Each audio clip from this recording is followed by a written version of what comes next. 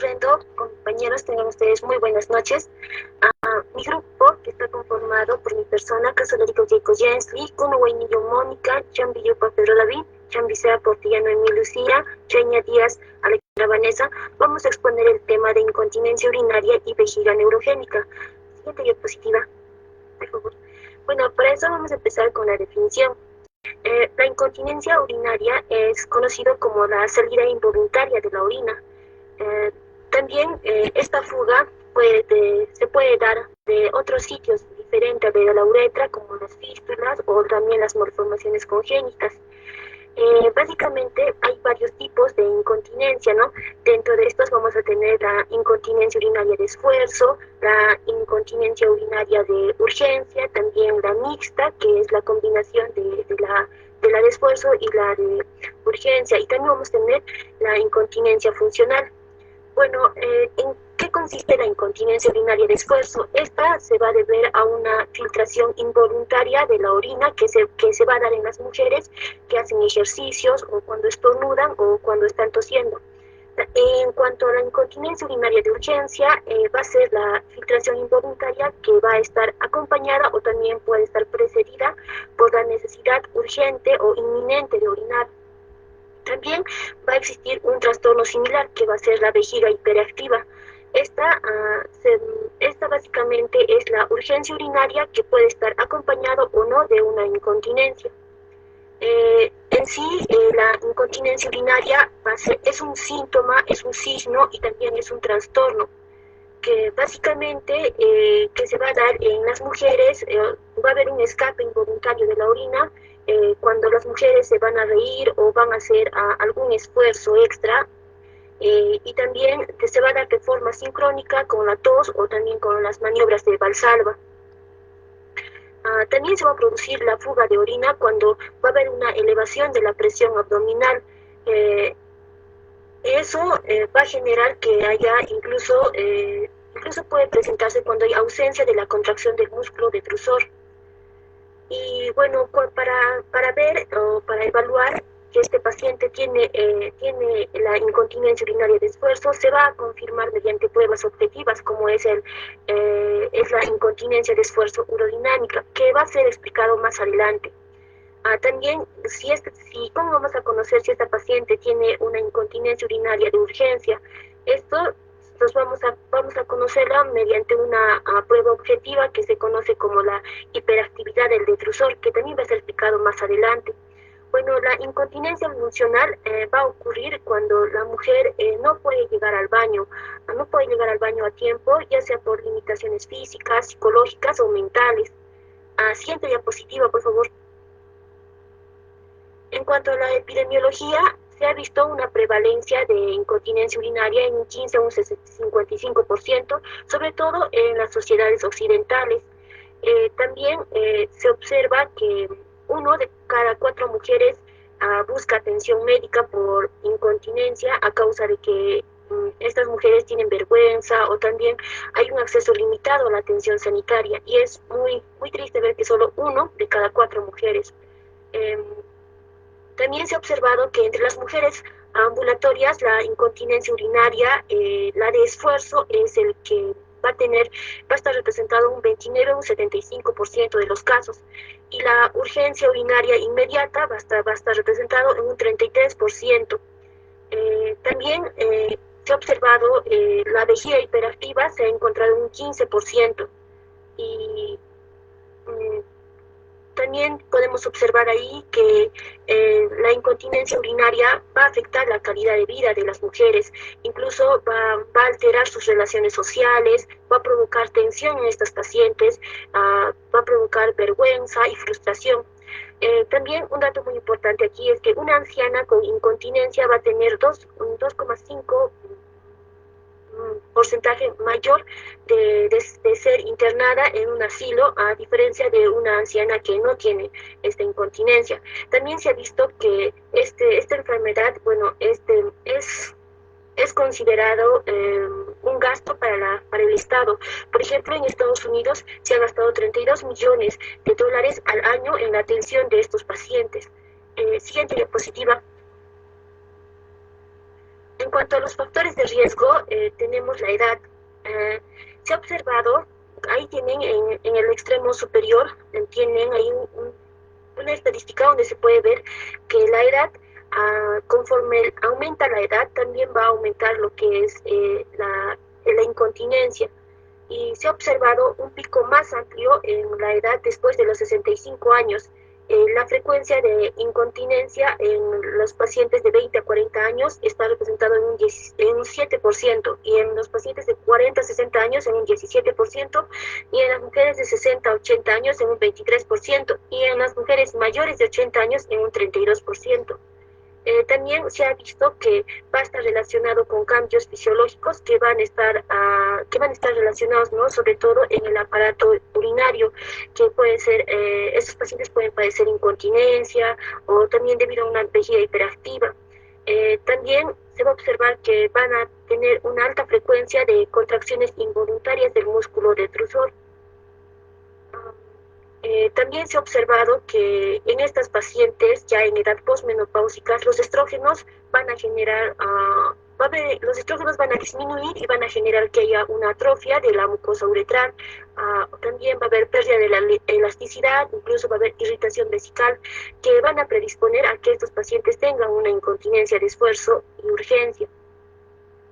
En cuanto a la raza, se observa que las mujeres caucásicas van a tener más prevalencia de incontinencia a diferencia de otras razas. En cuanto a la urgencia urinaria, las mujeres afrodescendientes van a tener más prevalencia.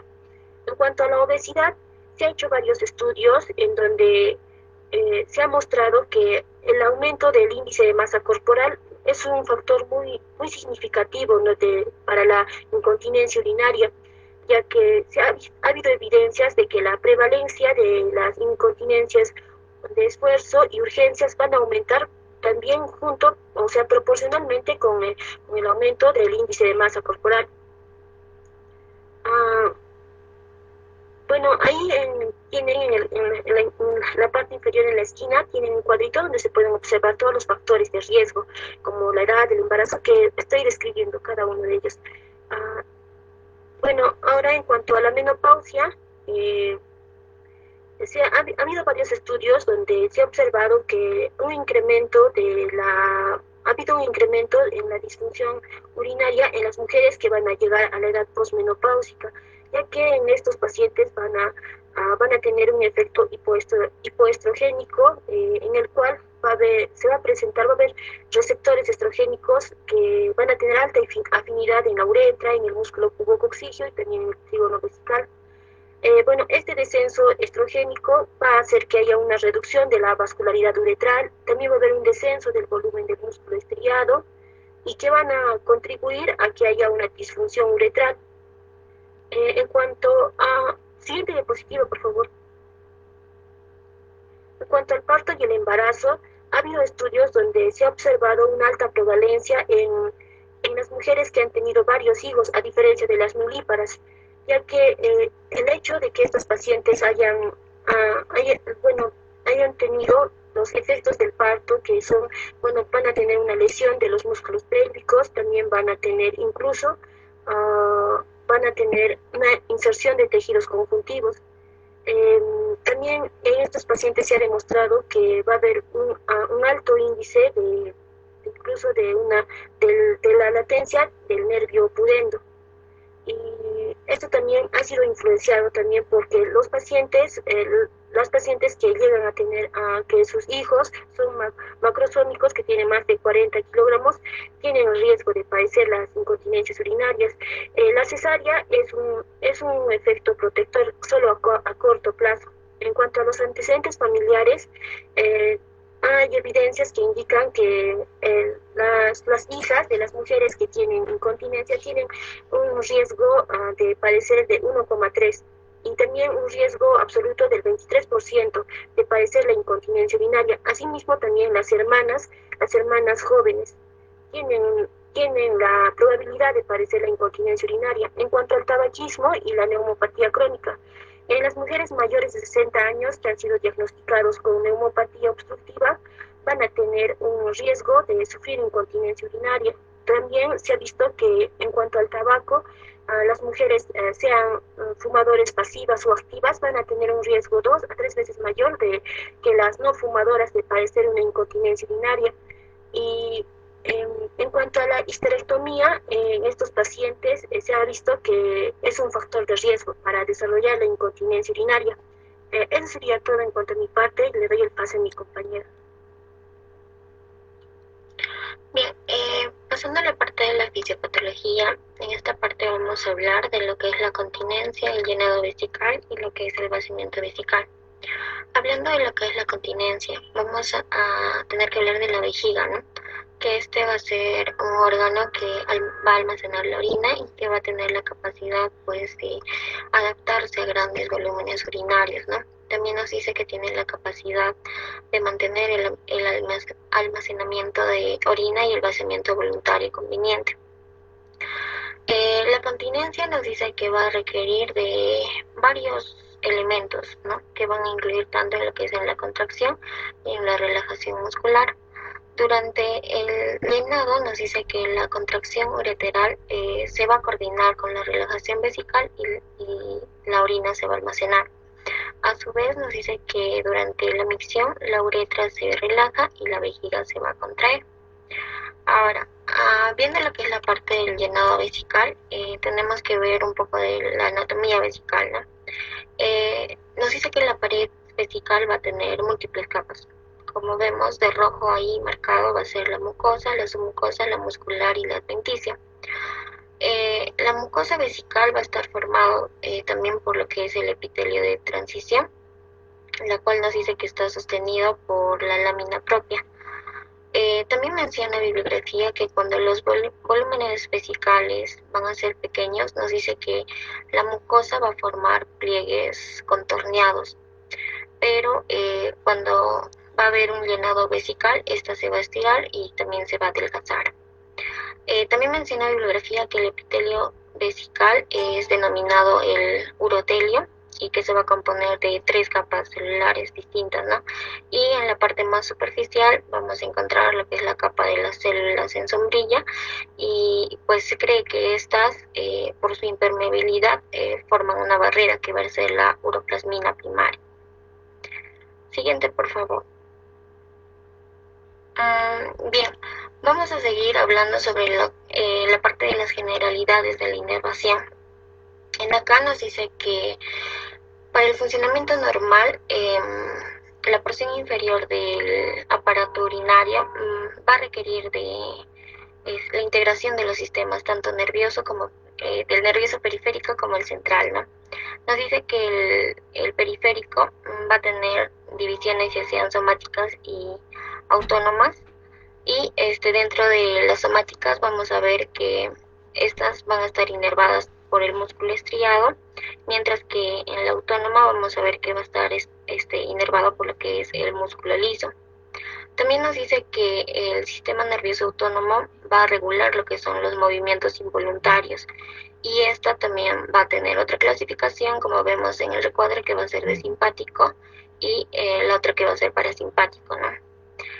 Vamos a ver que el sistema parasimpático, va a coordinar, nos dice, efectos en los órganos terminales, ¿no?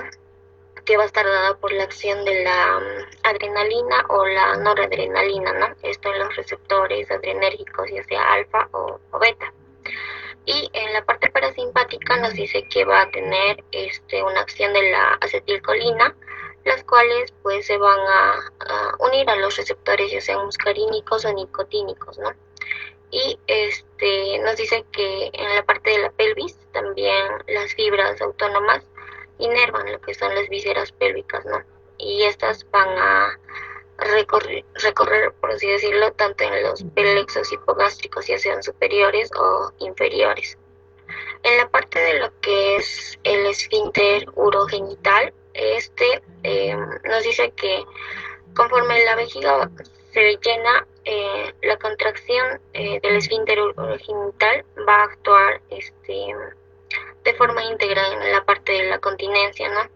Y esto va a estar conformado por lo que es igual el músculo estriado, el complejo del del esfínter, las cuales también van a estar conformados por el esfínter uretral, como vemos en los recuadros rojos, el esfínter uretrovaginal y el compresor de la uretra.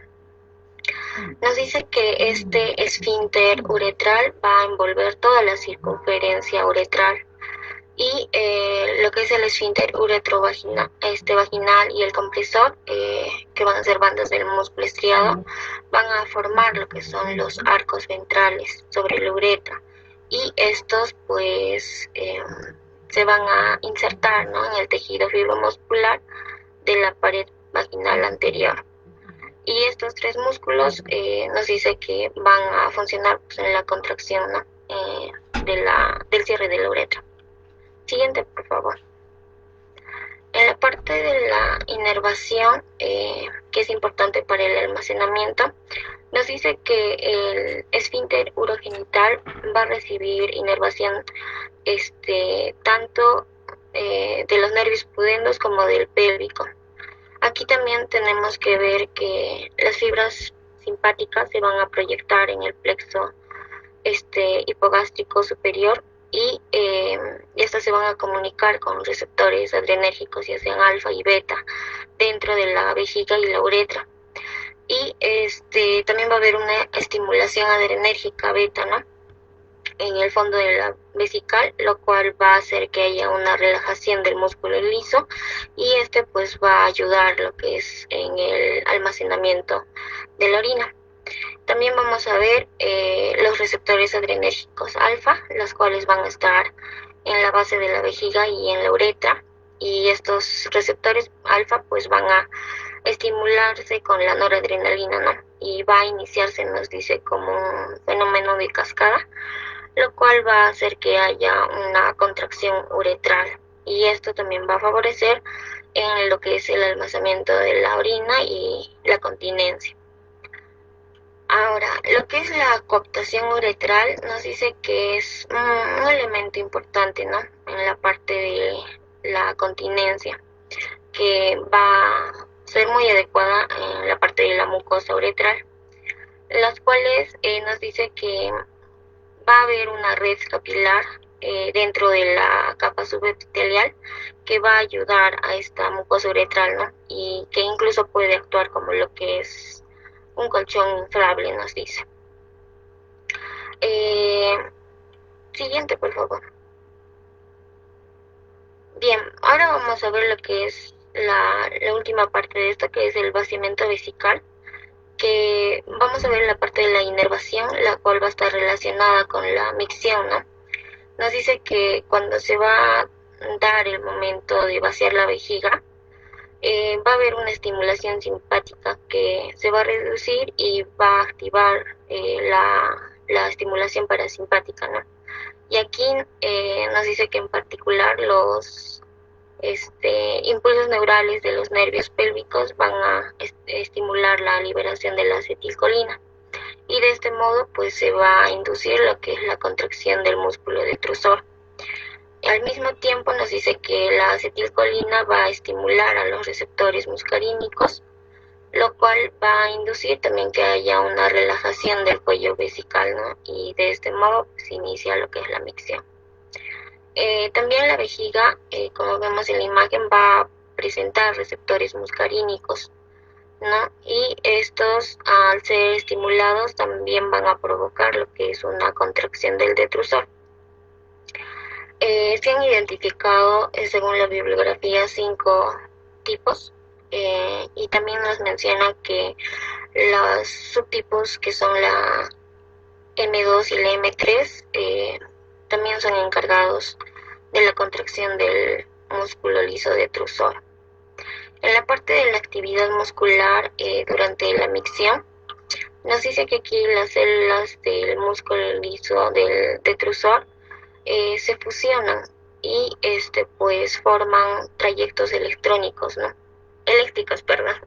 los cuales se van a extender en toda la célula muscular, ¿no?, y pues va a provocar que haya un potencial de acción que va a ser, nos dice, muy rápido a lo largo de todo el músculo detrusor, y de esta manera también va a generar lo que es una contracción en la vejiga, ¿no?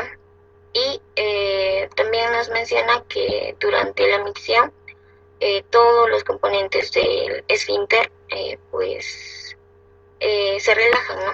Y de esta manera hay esa contracción para la micción. Eso sería todo.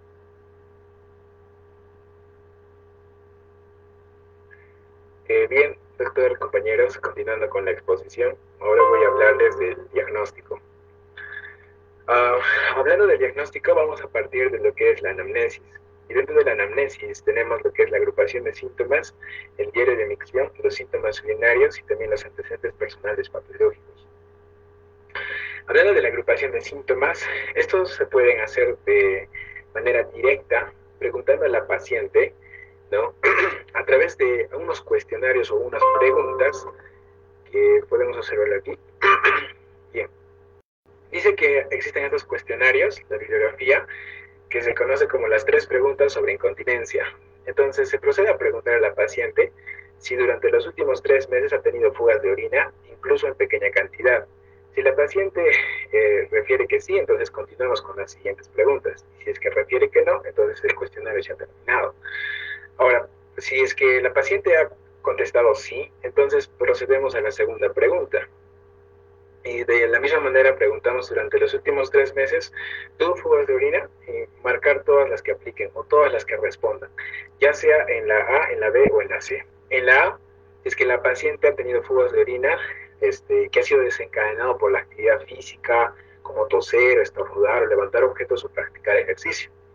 O si es que al tener urgencia o sentir que necesitaba vaciar la vejiga, pero no podía llegar al baño con la rapidez suficiente. O si es que ha tenido fuga de orina que no se ha asociado ni a la actividad física ni a la sensación de urgencia. Ahora, la tercera pregunta es, durante los últimos 3 meses, ¿tuvo fugas de orina más a menudo? Y aquí sí solamente debe marcar uno solo, para identificar qué tipo es, si es incontinencia de esfuerzo, incontinencia de urgencia o incontinencia mixta, u otra causa de incontinencia. Ahora, si la paciente responde en este caso a la A, que la paciente va a tener fugas de orina al realizar alguna actividad física, como toser, estornudar, o levantar objetos o practicar ejercicio, eso a nosotros nos va a orientar a que la incontinencia va a ser la predominante de esfuerzo. Ahora, si responde a la clave B en este caso, si la paciente va a tener incontinencia, en este caso de urgencia, o que tiene la necesidad de vaciar la vejiga y no puede llegar al baño, entonces esto a nosotros nos va a indicar que lo más probable es que sea una incontinencia de urgencia. Ahora, si es que, vamos a la D, si es que la paciente va a presentar incontinencia o fuga de orina, ya sea desencadenada por actividad física o con sensación de urgencia, entonces vamos a decir que va a tener un predominio mixto. Y si en caso fuera la C, o sea, que no se asocia ni a actividad física ni se asocia a sensación de urgencia, vamos a buscar otra causa de incontinencia. Muy bien, ahora entonces, aparte de eso, de hacer ese cuestionario, nosotros podemos preguntar a la paciente el número de micciones que presenta durante el día, ¿no? También el número de apósitos que ésta utiliza, y también la frecuencia de los cambios de estos apósitos y también el grado de saturación de estos apósitos. Bueno, estas preguntas que vamos a hacer nosotros no nos van a decir el tipo de incontinencia que tiene la paciente, pero sí nos pueden orientar a la gravedad, ¿no? Y si es que es grave, obviamente va a repercutir en lo que es la calidad de vida de la paciente, porque si no repercute, entonces, y si no afecta la calidad de vida del paciente, entonces el manejo o el tratamiento va a ser de manera expectante nada más, pero si es que realmente repercute en su calidad de vida, entonces vamos a hacer estudios adicionales para identificar la causa específica, ¿no? Ahora, es importante también preguntar a la paciente sobre las circunstancias en las que se produce la fuga. Y esto preguntarles qué maniobras van a causar o van a favorecer lo que es la fuga de orina. Dentro de las que pueden causar, puede ser la tos, ¿no? Como mencioné mi compañera, estornudos, maniobras de Valsalva, incluso mencioné la bibliografía por penetración, es decir, en el coito. Ahora es importante no saber el tipo, porque cuando nosotros sepamos el tipo, ya sea de urgencia, ya sea de esfuerzo, vamos a hacer otras pruebas diagnósticas más específicas y vamos a iniciar un tratamiento empírico inicial. Por eso también es importante saber diferenciarlos, ¿no? Aquí tenemos un cuadro donde podemos diferenciar tanto la incontinencia de urgencia y la incontinencia de esfuerzo. Por ejemplo, vemos que en la incontinencia de urgencia el parámetro de urgencia como tal va a estar presente y también la poliaquiuria con urgencia va a estar presente. En cambio, en la incontinencia de esfuerzo no va a estar presente. Ahora, la que se va a asociar a una elevación de presión intraabdominal va a ser la incontinencia de esfuerzo y no la incontinencia de urgencia. Ahora es importante también preguntar, ¿no?, la cantidad de orina que fuga, porque dice la bibliografía, y ustedes pueden verlo aquí, que generalmente en la incontinencia de urgencia hay grandes cantidades o grandes volúmenes de orina. Incluso menciona que puede vaciarse toda la vejiga. Pero en cambio en la incontinencia de esfuerzo solamente son pequeñas cantidades de volumen de orina. Ahora, obviamente en la incontinencia de urgencia esto se va a dar cuando no va a haber capacidad, ¿no?, de la continencia en este caso. En cambio, en la incontinencia de esfuerzo todavía va a permanecer esa capacidad y por lo tanto va a poder llegar incluso al baño, ¿no?, y evacuar. Ahora, también si despierta por las noches, la que generalmente va a despertar por las noches va a ser la incontinencia de urgencia y dice la bibliografía, pocas veces va a ser la incontinencia de esfuerzo. Bien, ahora hablando del diario de micción, la bibliografía nos menciona que esto es muy importante para registrar diariamente, es decir, cada 24 horas, los volúmenes y los tipos de líquidos que la paciente ingiere, ¿no?, que bebe. También para que ella pueda registrar los volúmenes urinarios de cada micción, también ver los episodios de cada escape de orina y también ver qué factores van a precipitar los episodios de incontinencia. Esto es muy importante, dice la bibliografía, y es más, nos dice que basta con 3 días. Van a ser suficientes 3 días para ver qué tipo de incontinencia es. Por eso también se le considera una valiosa herramienta diagnóstica, incluso a veces terapéutica, porque las pacientes van a ver, ¿no?, van a identificar qué patrones, qué patrones hay, ¿no?, tanto en la ingestión y en la micción. Por ejemplo, ellos pueden ingerir cafeína y se pueden dar cuenta que la cafeína puede desencadenar lo que es una incontinencia de urgencia. Por eso también se dice que a veces puede ser terapéutico. Y también se usa el diario de micción en la bibliografía para el seguimiento del tratamiento. Ahora, hablando de los síntomas urinarios, es importante también tener en cuenta algunos síntomas que pueden hacernos descartar lo que es la incontinencia urinaria o como que nos pueden hacer sospechar también de la incontinencia. Tenemos, por ejemplo, la poliaquiuria. La poliaquiuria sabemos que se va a presentar en pacientes que tengan ITU, ¿no?, infección del tracto urinario. También en vejigas hiperactivas, incluso en pacientes que presentan cálculos en las vías urinarias, incluso en casos de cistitis intersticial, que menciona la bibliografía hasta 20 veces, ¿no?, que van las pacientes al baño. Entonces, eso es importante. También preguntar a la paciente si presenta retención urinaria. Y esto a nosotros nos orientaría también a que la paciente pueda tener un prolapso de órgano pélvico, o también si es que ha presentado lo que es un trauma obstétrico, y también si es que ha presentado antecedente de cirugía, ¿no? También es importante preguntar a la paciente sobre el volumen de orina. Como dije, la incontinencia de urgencia, esto más que todo se relaciona a mayores volúmenes de orina, ¿no? Incluso puede vaciarse toda la orina. En cambio, en la incontinencia de esfuerzo, más que todo se relaciona a poco o volúmenes pequeños de orina. También es importante preguntarle sobre goteo postmiccional, porque esto nos puede dar un diagnóstico diferencial de que se puede presentar un divertículo uretral. También preguntarle, ¿no?, si tiene hematuria, y esto nos puede orientar ya sea a una ITU o incluso a una neoplasia maligna, ¿no?, como el cáncer al riñón. Y también preguntar cuándo ha iniciado los síntomas, ¿no?, cuándo ha empezado a haber fuga de orina. Esto porque es importante, ¿no?, ver qué componente, ya sea hormonal o anatómico, tiene que ver con la incontinencia. Por ejemplo, la menopausia, si ha empezado los síntomas después de la menopausia, entonces obviamente vamos a ver que se debe a un componente o a una disminución de los estrógenos, ¿no?, a un componente hipoestrogénico. Por eso se dice incluso que las pacientes mejoran cuando se les da estrógeno tópico vaginal. También en algunas pacientes los síntomas han iniciado cuando se han hecho una histerectomía, ya sea por algún tipo de cáncer, ¿no?, o ya sea por algunos partos que han sido prolongados, ¿no?, y traumáticos. Y eso también nos indica a nosotros que puede deberse la incontinencia a que ha habido alteraciones en los medios de sostén y también lesión en lo que es la inervación de los tejidos adyacentes, ¿no?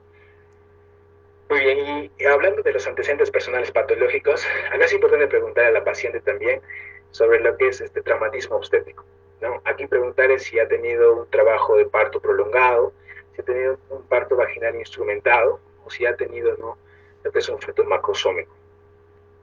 Ahora, la bibliografía da una mnemotecnia, por así decirlo, que dice diapers, ¿no?, que en inglés dice que es pañal, y que, bueno, cada ya tiene, o cada acrónimo tiene un significado. En este caso, que la D es de demencia, delirio, la I de infección, de vaginitis atrófica, un factor psicológico, un factor farmacológico, endocrino, movimiento restringido o retención fecal, ¿no?, menciona la bibliografía. Entonces, esto es importante, ¿no?, saber, porque nosotros sabemos que muchos individuos que van a tener demencia o deficiencia psicológica pronunciada van a carecer de lo que es la capacidad cognitiva necesaria para conservar su continencia, ¿no? Por eso algunas mujeres, incluso con alguna discapacidad física, ¿no?, notoria, o que presentan motilidad limitada, no, simplemente no tienen el tiempo suficiente para llegar hasta el baño, ¿no?, sobre todo en casos de urgencias, ¿no?, de incontinencia de urgencia, más que todo, ¿no?, donde hay contracciones involuntarias del detrusor. También las infecciones urinarias, porque estas provocan inflamación de la mucosa vesical, y se cree que esta inflamación va a incrementar la actividad aferente sensitiva, que va a contribuir a la vez a que haya una vejiga hiperactiva. Asimismo, la deficiencia de estrógenos, ¿no?, produce en ocasiones vaginitis y uretritis atróficas, y estas se acompañan de mayor irritación circunscrita y un riesgo mayor también de padecer infecciones urinarias, y en este caso también vejiga hiperactivas. No es importante, por eso también interrogar a la paciente en casos de algunos medicamentos, por ejemplo, agonistas adrenérgicos alfa y también diuréticos. También en el componente endocrino, aquí puede preguntar a la paciente, ¿no?, si padece de alguna enfermedad endocrinológica, como la diabetes mellitus, como un hipotiroidismo, y también algunas otras enfermedades como la insuficiencia venosa, ¿no?, y los efectos de determinados fármacos, ¿no?, que van a contribuir al edema periférico, y lo que esto va a ocasionar urgencia urinaria y micturia cuando la paciente se encuentra en decúbito dorsal. Y por último, la retención fecal, esto por hábitos intestinales deficientes y por estreñimiento, ¿no?, que van a contribuir en lo que es a los síntomas de la vejiga hiperactiva, ¿no? Eso más que todo. Muy bien, ahora pasando a lo que es la exploración física, vamos a tener lo que es una inspección general y valoración neurológica. Vamos a tener valoración del soporte pélvico y exploración bimanual y rectovaginal. Hablando de la inspección general y valoración neurológica, nosotros debemos inspeccionar o ver o observar si existe atrofia genital, si existe un abultamiento suburetral, y también hacer una valoración neurológica, ¿no?, en este caso detallada del perineo, ya sea a través de los reflejos pulvo-cavernoso y también de los reflejos perianales. Ahora, hablando de la valoración del soporte pélvico, acá es importante ver si existe acodamiento y obstrucción uretral, y también ver y valorar lo que es, en este caso, la fuerza de los músculos pélvicos. Y en la exploración bimanual y rectovaginal, aquí es importante, ¿no?, evaluar a la paciente si es que presentan algunos tumores benignos, como en este caso los miomas, y también si presenta adenomiosis, ya que estas masas pueden producir lo que es incontinencia cuando incrementan la presión externa que se transmite luego a la vejiga. Y ya hablando de las pruebas diagnósticas, aquí vamos a tener lo que es el análisis y cultivo de orina, también el volumen residual postmiccional y las pruebas fluidinámicas. Ahora, hablando del análisis y cultivo de orina, esto es muy importante, ¿no?, ya para ver, ¿no?, tal vez existe hematuria, tanto microscópica o macroscópica. También enviar lo que es para el urocultivo. Ahora, si en caso hubiera itus persistentes, esto a nosotros debería hacernos sospechar de incontinencias urinarias, ¿no?, ya sea de esfuerzo o de urgencia. Ahora, también es importante evaluar el volumen residual postmiccional, y esto generalmente se realiza, mencioné la bibliografía, mediante ecografía portátil. Y también nos dice que es normal que en la incontinencia urinaria de esfuerzo haya un volumen residual postmiccional, pero en este caso bajo. Ahora, hablando de las pruebas urodinámicas, existen varias pruebas urodinámicas, dentro de las cuales tenemos a la cistometría simple, a la cistometría de canales múltiples, a la uroflujometría y también a la flujometría con presión. Voy a hablarles aquí de lo que es, en este caso, una cistometría de canales múltiples, donde nosotros podemos observar, ¿no? Vamos a evaluar principalmente si es que existe incontinencia de esfuerzo urodinámico o si es que existe hiperactividad del detrusor, en este caso, una incontinencia urinaria de urgencia. Ahora, aquí vamos a ver nosotros, a través de este equipo, que es un cistómetro de canales múltiples, donde va a presentar distintas sondas, ¿no? Que van a evaluar ya sea la presión abdominal, ¿no? Presión de la cavidad abdominal, presión del músculo detrusor y también presión de la vejiga. Entonces, lo que se va a hacer es lo siguiente: se va a colocar una sonda en la vejiga para conocer la presión generada dentro de esta, ¿no? Ahí podemos observar presión en la vejiga, ¿no? O presión vesical. Entonces, la presión en la vejiga se va a producir, mencionada en la bibliografía, por la combinación que existe de la presión de la cavidad abdominal y la presión generada por el músculo detrusor vesical. Entonces, vamos a tener como una ecuación, ¿no? Que la presión de la vejiga o la presión vesical va a ser igual a la presión en la cavidad abdominal más la presión del detrusor. Entonces, se coloca luego una segunda sonda en la vagina, ¿no? Para medir la presión en la cavidad abdominal, ¿no? Conforme se instila solución salina a temperatura ambiental, menciona la bibliografía, en la vejiga, se va a pedir a la paciente que tosca, ¿no? Que tosa cada 50 ml que se le introduzca, y se observa también el meato uretral externo en busca si existe una fuga alrededor de la sonda. Entonces se van a registrar tanto el volumen al primer deseo de orinar y también la capacidad vesical, ¿no? Además dice que se observa el canal de presión del detrusor, ¿no? Si es que aquí va a haber desviaciones positivas para determinar si existe actividad del detrusor durante la prueba. Ahora, la presión del detrusor no se puede medir en forma directa, ¿no? Con ninguno de los catéteres, ¿no? Sin embargo, sí se puede calcular a partir de la primera ecuación, ¿no? Si se le resta la presión vesical de la presión abdominal, teniendo la presión del detrusor, va a ser igual, entonces, a la presión vesical menos la presión en la cavidad abdominal. Entonces, tenemos ahí dos situaciones clínicas, a la 1 y a la 2. En la primera, se va a evaluar si existe incontinencia de esfuerzo urodinámico, y en la 2 se va a evaluar si es que existe hiperactividad del detrusor, y en este caso, incontinencia de urgencia. Entonces, en la estación clínica número 1, ¿no? Vamos a ver aquí, vamos a ver en el 1A, ¿no? Que aquí se va a generar presión abdominal, ya sea con maniobra de Valsalva o con la tos, ¿no? Esta presión se va a transmitir obviamente a la vejiga y se observa lo que es la presión vesical, ¿no? La presión del detrusor, calculada en este caso, va a ser 0, se observa la fuga y en este caso se establece el diagnóstico de incontinencia de esfuerzo urodinámico. Ahora, en el otro caso, en el 1B, aquí lo mismo, ¿no? Se va a generar igualito presión abdominal, ya sea con la maniobra de Valsalva o con la tos. Esta presión, lo mismo, se va a transmitir en la vejiga y se va a observar la presión vesical. En este caso también la presión calculada del detrusor va a ser 0, entonces, y no se observa fuga. Entonces no se va a establecer lo que es el diagnóstico de incontinencia de esfuerzo urodinámico. Ahora, en la situación clínica 2, donde se va a evaluar la hiperactividad del detrusor, vamos a ver aquí en el 2A, que aunque no se observa presión abdominal, se nota cierta presión vesical. Entonces se registra una presión calculada del detrusor y se observa su presencia. Y se establece entonces el diagnóstico de hiperactividad del detrusor. ¿Se observe o no se observe la fuga? Igual en el caso de 2A, ¿no? En ese ejemplo, sí se observa lo que es la presión abdominal, así también como la presión vesical, y se van a usar en este caso solo los canales de la presión abdominal para hallar la presión abdominal y la presión vesical. Y como dije, es difícil, ¿no?, afirmar si el músculo detrusor contribuyó o no a la presión generada en la vejiga, pero por eso se hace la resta, ¿no? Y al realizar la resta se registra, ¿no?, una presión calculada del detrusor. Por lo tanto, se va a establecer también el diagnóstico de hiperactividad del detrusor, tanto si se observa o no se observa fuga de líquido. Gracias, doy paso a mi compañera. Bueno, vamos a continuar con el tratamiento de la incontinencia urinaria. Entre ellos hay que mencionar que primeramente se debe de realizar un manejo conservador, y esto se recomienda a todas las mujeres independientes al tipo de incontinencia que tengan.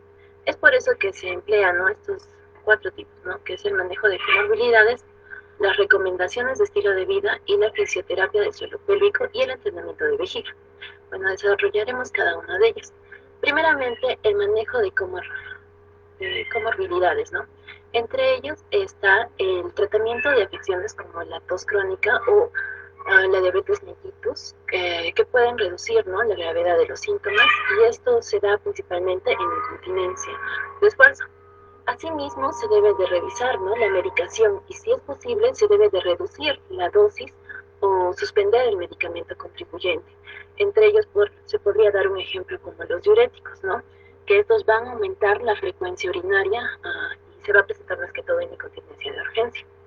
Asimismo, también se debe de remitir a los pacientes con movilidad limitada o fisioterapia y terapia ocupacional, ¿no? Y esto lo vamos a desarrollar más adelante. Así, otro manejo es la consideración de estrógenos, principalmente a las posmenopáusicas, ya que el estrógeno de alguna manera aumenta el flujo sanguíneo uretral y la sensibilidad de los receptores adrenérgicos alfa, lo que va a incrementar, ¿no?, la coagulación uretral y la presión del cierre uretral. Siguiente diapositiva. Otro que está dentro del manejo conservador es la recomendación de estilo de vida. Principalmente se recomienda que se debe de tener un manejo de la obesidad. Una pérdida de peso promedio en un estudio de 7.8 kilogramos se ha visto que se han reducido episodios de incontinencia entre un 28% y en un 47% en mujeres con sobrepesos y obesidad. Asimismo, se debe de dejar de fumar, ya que se ve relacionado de que al fumar provocaría, ¿no?, una tos crónica, lo que provoca un debilitamiento del piso pélvico. Otro es el limitar el consumo de cafeína, alcohol, y esto incluye, ¿no?, las bebidas carbonatadas, ya que estos van a incrementar la frecuencia y la urgencia urinaria, y lo que va a ocasionar principalmente es la incontinencia de urgencia. Asimismo, está la ingesta adecuada de líquidos y horarios a lo largo del día. Entre ellos vamos a ver que se recomienda, ¿no?, un aproximado de 1.5 a 2 litros de líquido al día, y esto se debe de realizar en pequeños volúmenes a lo largo del día. Asimismo, hay que evitar el líquido durante varias horas antes de acostarse y durante la noche. Asimismo, se dice que se debe de recomendar una mayor restricción de líquido debido a los posibles efectos adversos. Esto se debe de, como por ejemplo, puede ocasionar un dolor de cabeza o la sed, y a un mayor riesgo, ¿no?, de estreñimiento, que puede empeorar los síntomas. Siguiente diapositiva. Entre otros del manejo conservador está la fisioterapia del suelo pélvico. Y principalmente están los ejercicios dirigidos al suelo pélvico. Entre ellos se mencionan los ejercicios de Kegel. Esto implica la contracción voluntaria, ¿no?, de los músculos elevadores del ano, y se recomienda que deberían de realizarse entre 50 y 60 veces al día. Y esto se realiza para fortalecer, ¿no?, la musculatura y controlar el flujo urinario y las deposiciones. En un estudio se recomienda que de 10 a 15 por 15 repeticiones al día se deberían de realizar estos ejercicios. Y para aumentar su eficacia, también nos recomienda que cuando se realicen estos ejercicios se debería de usar los conos o obturadores vaginales ponderados, que consisten principalmente en la introducción de estos conos en la vagina y se contrae el suelo pélvico para evitar que se salga, y esto va a provocar una resistencia. Otras soluciones mínimamente invasivas se ven como los pesarios vaginales, ya que estos van a ser dispositivos hechos de silicona o de látex que se van a insertar, ¿no?, en la vagina y que van a brindar más soporte al órgano pélvico. Asimismo, otra fisioterapia del suelo pélvico son las estimulaciones eléctricas, en lo cual se debe de usar una sonda vaginal para aplicar estimulación eléctrica de baja frecuencia en los músculos elevadores del ano. Y también nos menciona de la biorretroalimentación, ¿no?, que principalmente es enseñar al individuo a controlar las señales biológicas. Y esto se da principalmente porque miden las señales fisiológicas como la tensión muscular y luego las presenta a la paciente en un tiempo real, ¿no? Y se utiliza principalmente una sonda que mide la presión vaginal para brindarle a la paciente información inmediata sobre su técnica. Siguiente diapositiva. El otro de manejo conservador es el entrenamiento de la vejiga. Entre ellos se utiliza un régimen de miccionales programados, ¿no? Y esto es educación del paciente para aumentar los intervalos sin fuga. ¿Esto qué quiere decir? Que se debería de realizar una micción programada. Los intervalos entre micciones se aumentan en secuencia hasta alcanzar, ¿no?, el objetivo de al menos de 3 a 4 horas. Y principalmente se va a emplear, ¿no?, técnicas de relajación y distracción, donde usualmente se usa una práctica de plenitud mental, donde el paciente se debe de centrar en otros aspectos, ¿no? Y entre ellos se recomienda, ¿no?, que realice, por ejemplo, ejercicios de respiración profunda. Asimismo, también se menciona que se debe de llevar un registro de micción, y esto principalmente se debe de realizar como un hábito, por lo menos de 3 a 7 días, y entre ellos debe de registrar, ¿no?, la cantidad de lo que bebe, el momento que haga la micción y la cantidad. Asimismo, esto se debe de extender poco a poco, ¿no?, los descansos para orinar. Y menciona la bibliografía de que primero se debe de empezar un horario, ¿no?, de 2 horas, y con el paso de la semana se debe de aumentar de 25 minutos y llegar, ¿no?, a la meta final, que de orinar cada 3 a 4 horas. Siguiente diapositiva.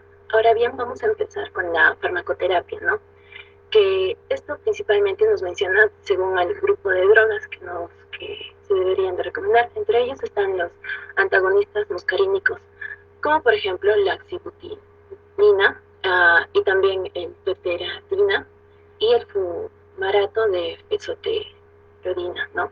Y esto se da principalmente para la incontinencia de urgencia, y el mecanismo de acción de estos medicamentos van a ser que son que bloquean, ¿no?, el receptor M3 y van a producir una relajación del músculo detrusor. Siguiente diapositiva. Otros medicamentos que son más selectivos para el M3 es la darifenacina y la solifenacina, ¿no?, que también van a ser unos antagonistas muscarínicos. Siguiente diapositiva. Otro grupo de drogas que se menciona en la bibliografía son los simpático-miméticos, ¿no?, como el mirapegrón, que estos van a ser indicados para la incontinencia de urgencia por hiperactividad del detrusor, y su mecanismo de acción va a ser que va a estimular al receptor beta 3, lo que va a ocasionar, ¿no?, una relajación del músculo detrusor y va a aumentar la capacidad de la vejiga. Este medicamento va a presentar un efecto cardiovascular, por lo que va a aumentar, ¿no?, la presión arterial. Entre sus efectos adversos se va a mencionar que va a producir taquicardia y algunos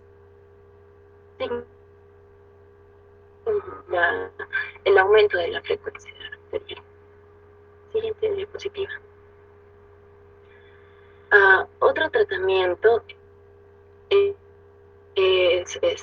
principalmente procedimientos, ¿no?, de neuromodulación, y esto bueno, se va a utilizar para tratar la incontinencia urinaria de urgencia y la incontinencia por rebosamiento.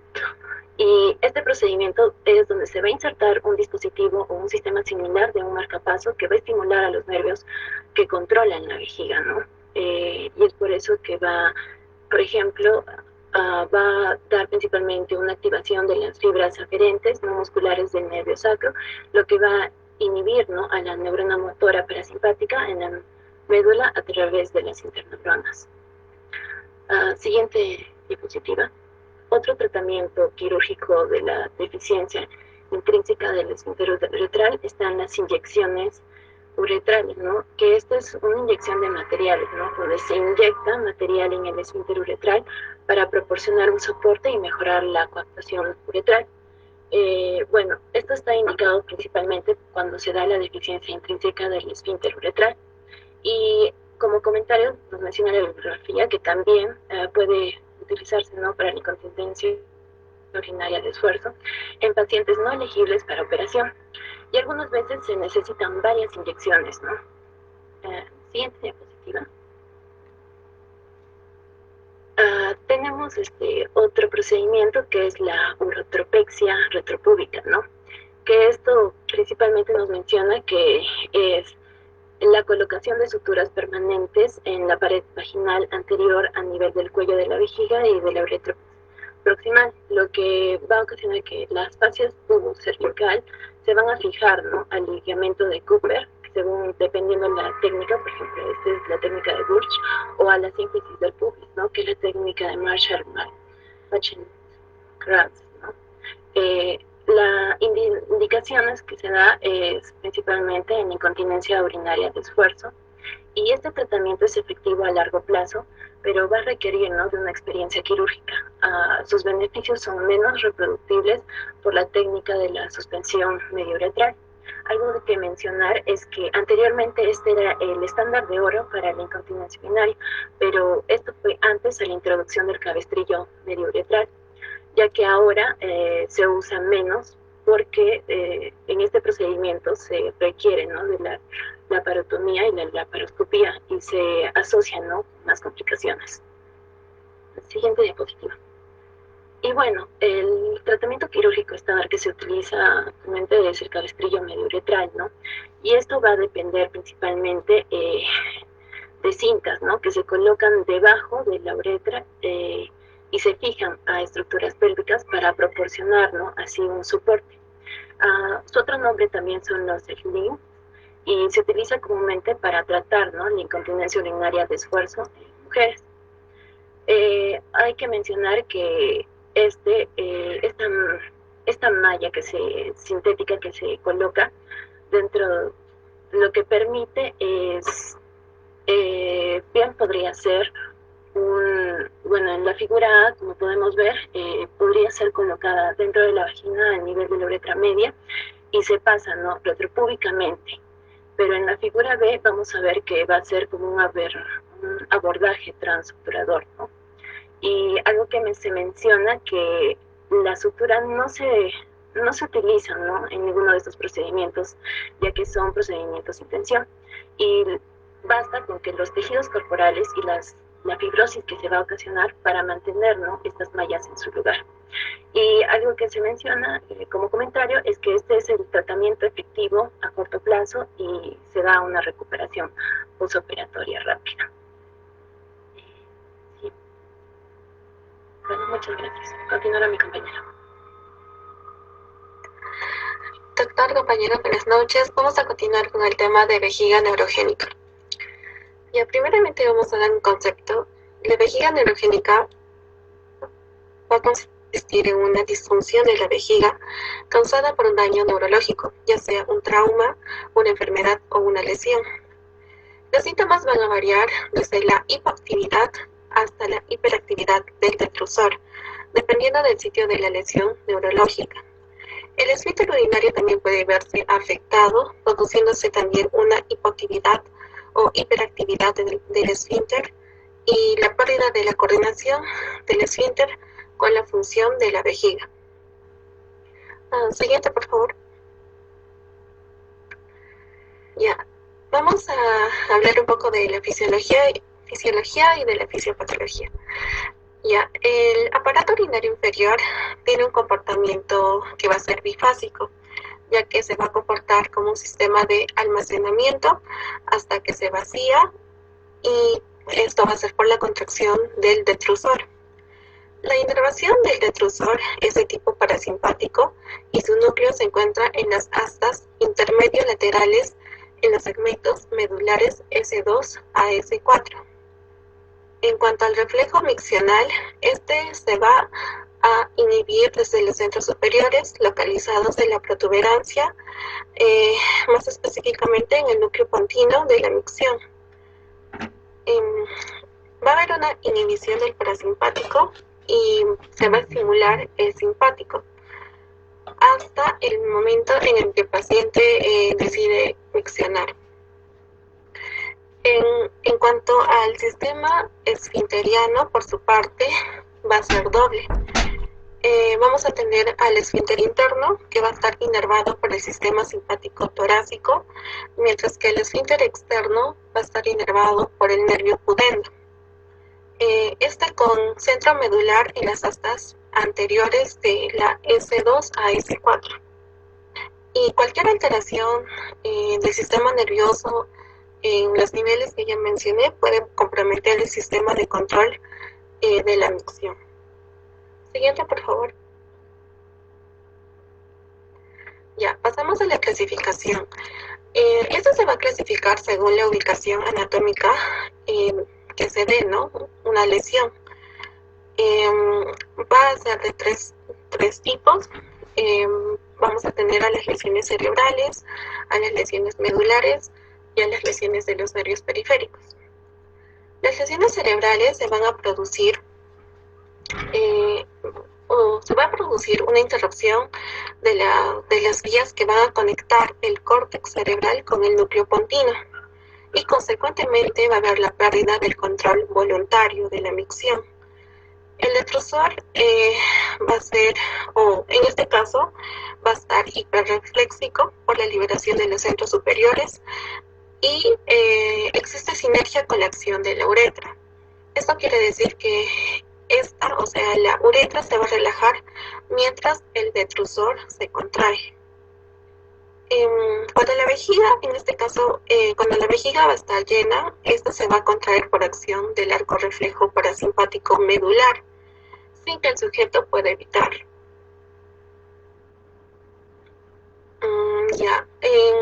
En las lesiones cerebrales, las patologías que van a estar incluidas van a ser los accidentes vasculocerebrales, la esclerosis múltiple, la enfermedad de Parkinson, los tumores medulares, los traumatismos cráneoencefálicos y también la senilidad. Ya, pasamos a las lesiones medulares. Seguimos con las lesiones medulares. Ya, las características de la incontinencia por lesión medular van a depender de que ésta sea completa o incompleta y fundamentalmente del nivel en que se produzca el daño medular. Y así vamos a tener de dos tipos, las lesiones que van a ser altas y las lesiones que van a ser bajas. Las lesiones altas, en esta nos dice que va a haber incontinencia sin que el sujeto sea consciente. Va a quedar una orina residual y van a generar altas presiones dentro de la vejiga. En cambio, en las lesiones bajas hay incontinencia también al no haber resistencia uretral. Y las patologías causantes, vamos a tener dentro de estas a traumatismos medulares, a esclerosis múltiple, a la estenosis de canal, accidentes vasculomedulares, espina bífida, esto en neonatos, las hernias discales, los tumores, espondilosis, aracnoiditis, tabes dorsal, TBC vertebral, mielitis y iatrogenia. Siguiente, por favor. Ya, seguimos con las lesiones de los nervios periféricos. Estas incluyen las neuropatías de diversas etiologías. La más frecuente va a ser la producida por la diabetes mellitus. Las consecuencias van a depender del nervio que va a estar afectado en cada caso. Por ejemplo, tenemos a la lesión del nervio pélvico. Esta lesión va a producir una arreflexia y una hipoactividad del detrusor. La lesión del nervio pudendo produce hipoactividad del esfínter externo y la lesión del nervio hipogástrico va a originar incompetencia del esfínter interno.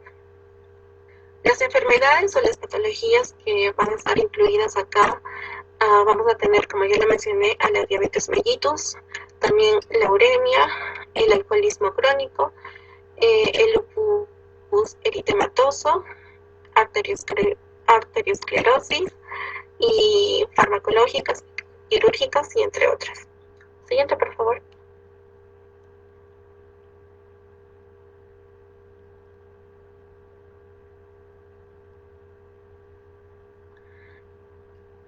Ya, en cuanto a los tipos, vamos a tener a la biflácida. Se va a caracterizar porque el volumen es grande, la presión es baja y las contracciones están ausentes, no va a haber contracción. Puede producirse por un daño en los nervios periféricos o en la médula espinal entre los niveles S2 y S4. En cambio, en la vejiga espástica, el volumen va a ser generalmente normal o bajo, se va a producir contracciones involuntarias. Y esto se produce por un daño cerebral o de la médula espinal, pero por encima de la T2. La contracción de la vejiga y la relajación del esfínter urinario externo suelen estar descoordinados. Ya pasamos a la vejiga flácida y espástica, que es la mixta. Esta puede estar causada por muchos trastornos, entre ellos tenemos la sífilis, diabetes mellitus, tumores de cerebros, tumores de la médula espinal, etc. Ya, los signos y síntomas, los más característicos van a ser en la vejiga flácida, la incontinencia por rebosamiento, y en la vejiga espástica, la polaquipuria, la nicturia y parálisis espásticas, como también las contracciones vesicales intermitentes que causan una pérdida de orina. Siguiente, por favor. Ya, entre los estudios, en el diagnóstico vamos a tener los estudios de laboratorio. Entre ellos tenemos el análisis de orina y cultivo de orina, el cual nos sirve para también descartar una infección del tracto urinario, por si se presenta, ¿no? Por si se confunde. La citología de orina también es otro estudio, el cual más que todo para indicar, ¿no? De repente si se trata de un carcinoma in situ de la vejiga, y estudios también de la función renal si se sospecha que la función renal está comprometida.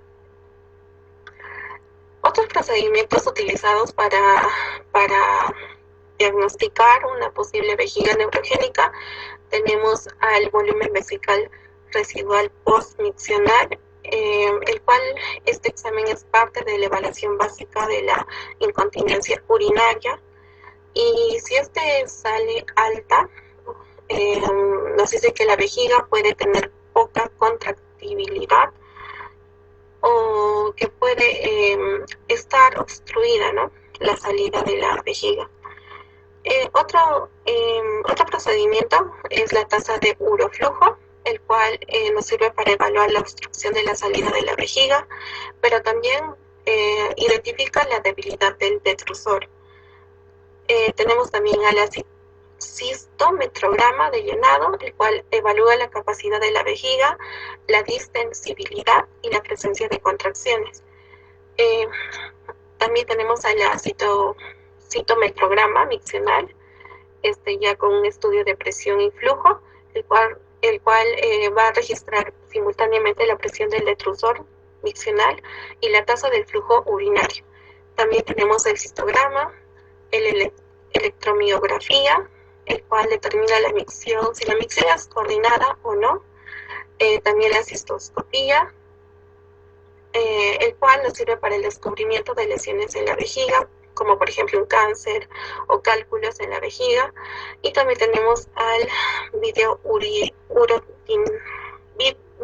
urodinámica, el cual va a combinar los hallazgos radiológicos de la cistouretrografía miccional. Siguiente, por favor. Ya, en cuanto al tratamiento, el tratamiento va a depender del tipo de comportamiento que va a tener, ¿no?, la vejiga neurogénica. En general, se va a basar en la preservación de la función renal, también para prevenir la elevación de la presión en la vía urinaria superior, y también para tratar la hiperactividad de la vejiga. Esto lo vamos a hacer mediante fármacos como son los anticolinérgicos y los agonistas beta 3. Los anticolinérgicos vamos a tener a la oxibotunina, al cloruro de trospio, a la tolterodina, a la solifenacina y al fesoterodina. Y entre los agonistas beta 3 tenemos al mirabegrón. También es importante tratar la infección urinaria, ya que es también una complicación, ¿no?, de la vejiga neurogénica, y para esto tenemos los antibióticos profilácticos. Y también es importante controlar el residuo postmiccional y la incontinencia por hiperactividad. Ahora, bueno, si es que va a haber un residuo en la vejiga, vamos a utilizar lo que es el cateterismo intermitente o la sonda vesical permanente. También nos dice que si hay una disinergia entre el detrusor y el esfínter externo, también vamos a utilizar este cateterismo intermitente. Y en los enfermos que no van a responder a un tratamiento oral, está indicada la inyección intradetrusor de toxina botulínica a dosis de 200 U, y este tratamiento necesita repetirse aproximadamente cada 9 a 12 meses. Bueno, eso sería todo con respecto a la exposición de hoy. Gracias. Bueno, antes de pasar a la lista, el tema de la incontinencia urinaria no solamente es, como se decía, de carácter ginecológico, ¿no?, sino también es urológico. Entonces, un ratito, por favor.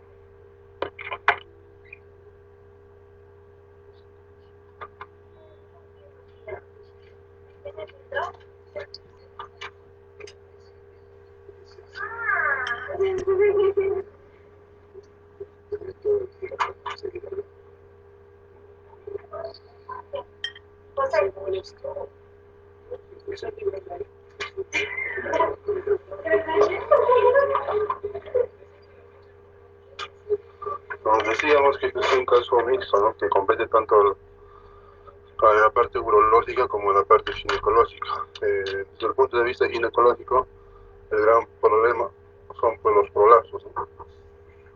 Los prolapsos, teniendo la primera causa desde el punto de vista obstétrico, ¿no?, las manifestaciones.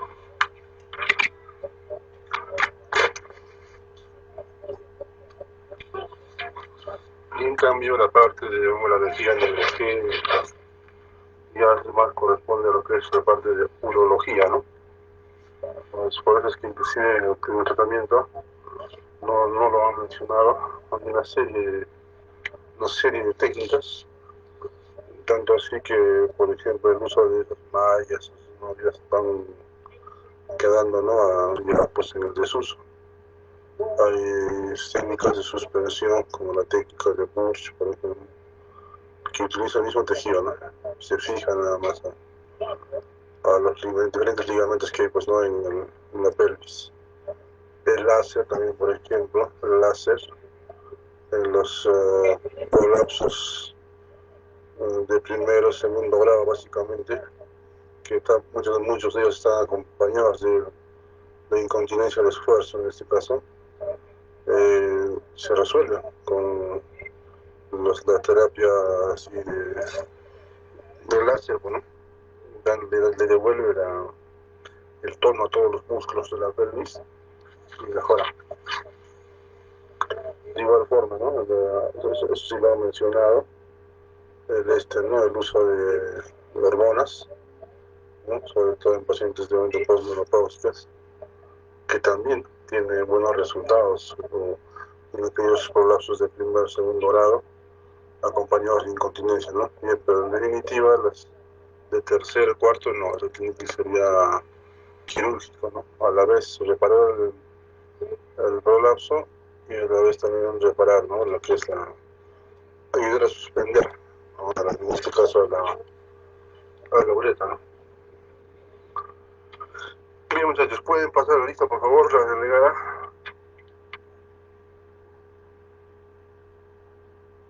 Sí, doctor.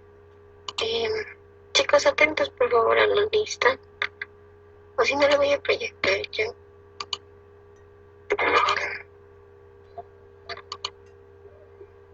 Sí pueden ver mi pantalla, ¿verdad? Sí, se ve muy bien. Gracias. A ver, ¿qué pasa con Dori? ¿Dónde está? Arapa Cuevas. Presente, buenas noches. Pasa con Dori, presente. Chicos, atentos, por favor. Arapa Cuevas. Presente, Mónica. Buenas noches. Buenas noches. Atencia Maquera. Béjar Velázquez. Caliza Yahuacasi. Presente, buenas noches. Buenas noches. Canasa Calcina. Presente, buenas noches.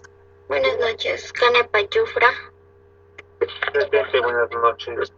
Buenas noches, Caria Pasa. Presente, buenas noches. Buenas noches, Castro Quispe. Presente. Casa Valero. Buenas noches, presente. Buenas noches, Casa Lorico. Presente, buenas noches. Buenas noches, Chambiyupa.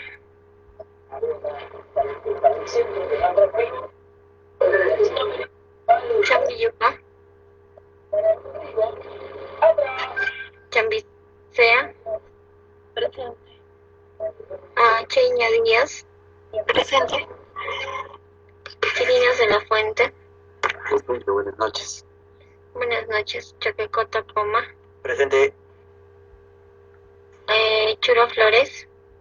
Presente, buenas noches. Buenas noches, Cruz Sosa.